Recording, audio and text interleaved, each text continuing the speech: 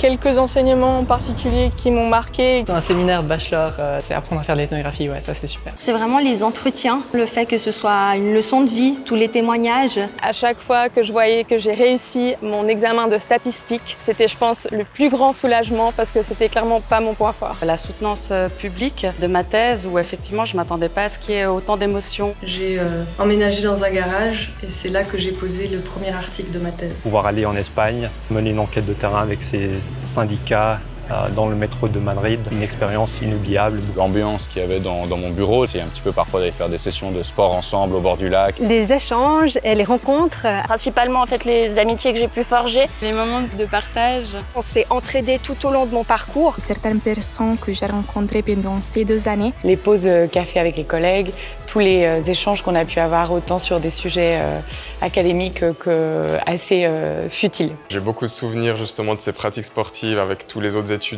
où c'était vraiment des bons moments à partager et on a vraiment pu créer des connexions fortes. Ouais. L'ambiance du campus comme ça, au tout début, j'avais beaucoup aimé. L'emplacement du campus. La cafétéria d'Amphimax, la vue qu'il y a. Le centre sportif, en faisant sciences du sport, on se retrouve souvent là-bas. La présence de la nature, d'avoir la chance parfois d'apercevoir un petit écureuil qui traversait furtivement la route. Toute cette atmosphère, elle sera difficile à trouver ailleurs. Le Covid, je pense. Et le confinement. On avait eu un camp de ski de fond dans la vallée de Conches et en rentrant, on a appris que la semaine d'après, c'était terminé, qu'on restait à la maison. Et d'être seul devant son écran d'ordinateur. Tout le master semi-confiné et puis les cours, les examens en ligne.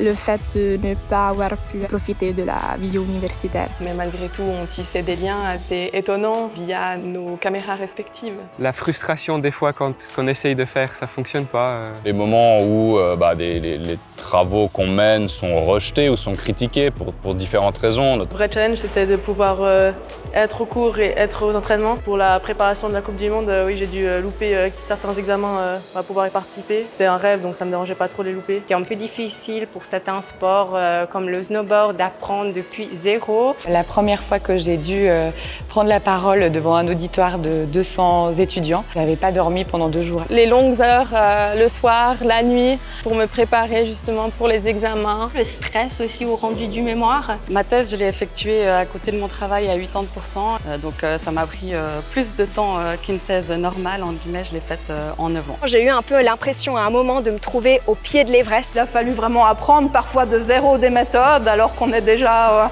très investi par exemple dans d'autres tâches, donc c'est clair qu'il y a des moments où on est un peu down, mais voilà, il faut le faire.